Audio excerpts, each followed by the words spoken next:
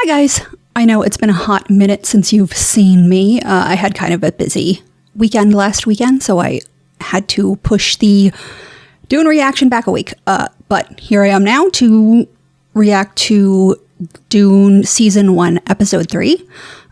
So let's just get into it.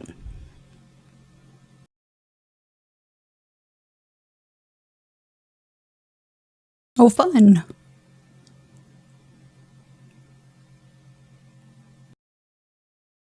Those are some very big, hairy whales.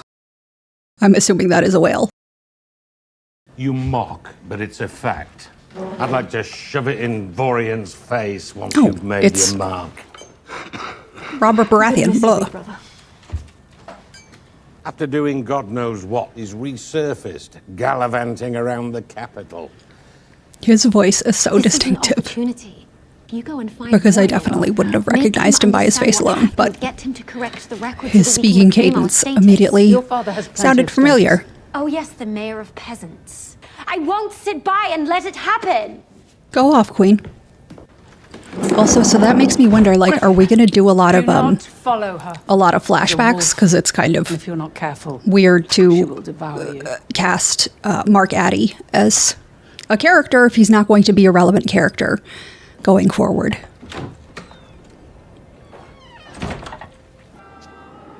Because of you, I didn't die that day. That's why if you think the best course of action is to track down Vorian Atreides and get him to take back his lies, I will.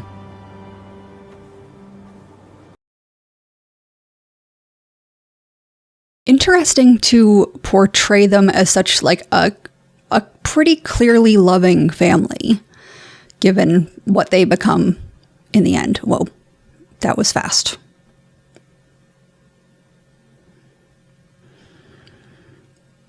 Wrapped in the most luxurious of whale fur, I'm sure. Jeez. No one has ever returned from the state this child is Oh. in. You said we could shoot target practice this afternoon. I guess HBO really likes recycling their actors. You dump the innards in a separate bucket. We were coming down from the bridge and the path gave way. Broken.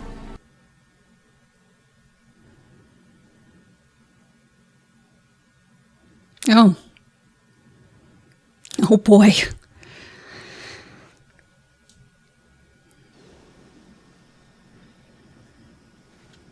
So I assume she didn't wind up here by mistake. Yes. She's here as, I don't know, like a sleeper agent or something. I need you to know that I regret Oh. that things are the way they are.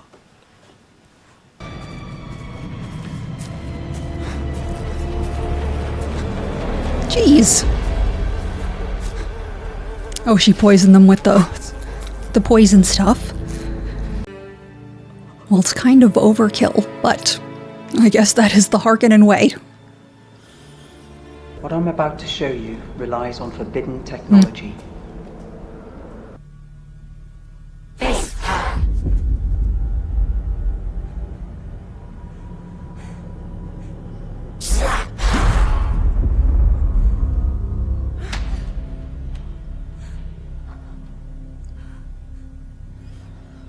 It's a weird way to show off your powers for the first I time. didn't think it would work so well.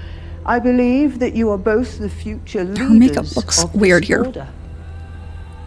I've also watched you both amass followers. It would be low-key iconic if she goes through the agony and then finds out that it wasn't an Atreides that killed her brother. It feels like they kind of left that off on a mysterious note. Because, if it was an Atreides that killed him, why not show that? Or Atreides is dead. Did you even think how that massacre will blow Right. back at us? Like, should be who are they going to thankful. suspect? She did what none of you could. She punished the family who destroyed ours, who killed Griffin. And be quiet!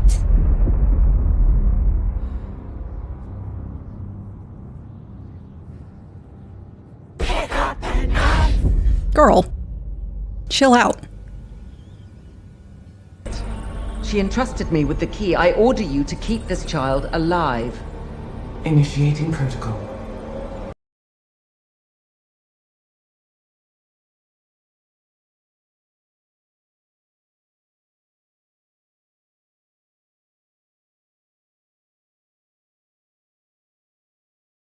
Yikes.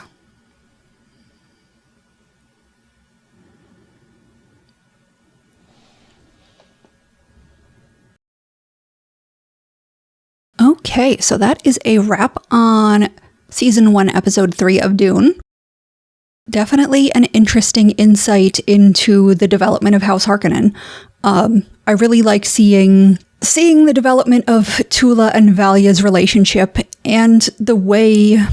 I mean, it'll be interesting to see how that kind of dovetails with what happens to House Harkonnen in the end, because obviously they become considerably more brutal and cruel than they are now, I guess, in theory. Well, yeah, even considering that Tula murdered a whole bunch of Atreides, she still doesn't match, like, the Baron's behavior or fades. But I think it's a really...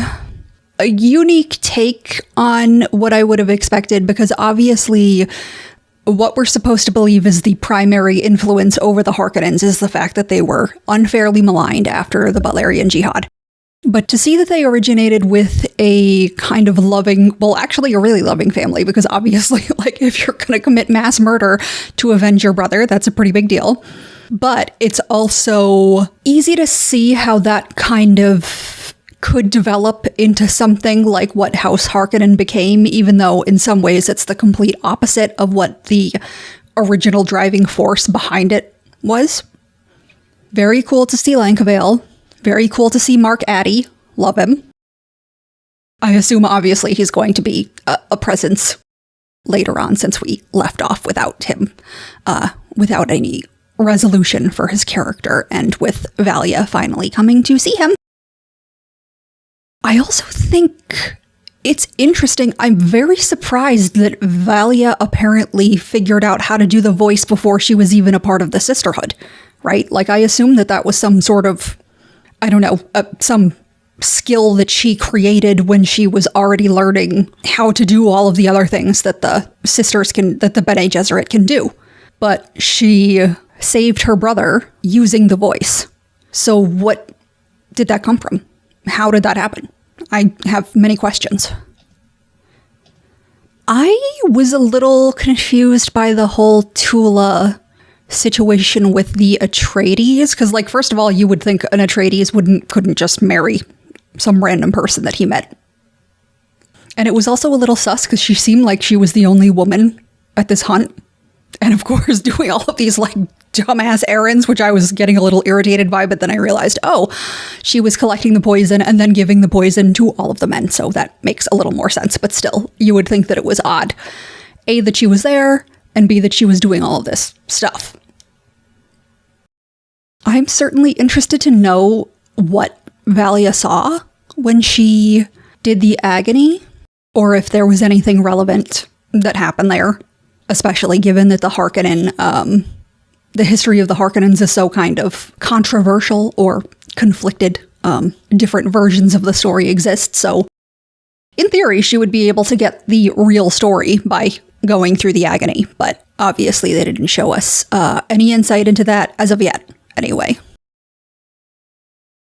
Yeah, and I think, I don't know if I've said it before or not, but the casting for young Valia is fantastic. She looks very much like Emily Watson, and there's a lot of continuity between the characters. A lot of times I find, like, you know, if they use different actors for characters at different ages, it doesn't always resonate that well, but I think this works pretty well.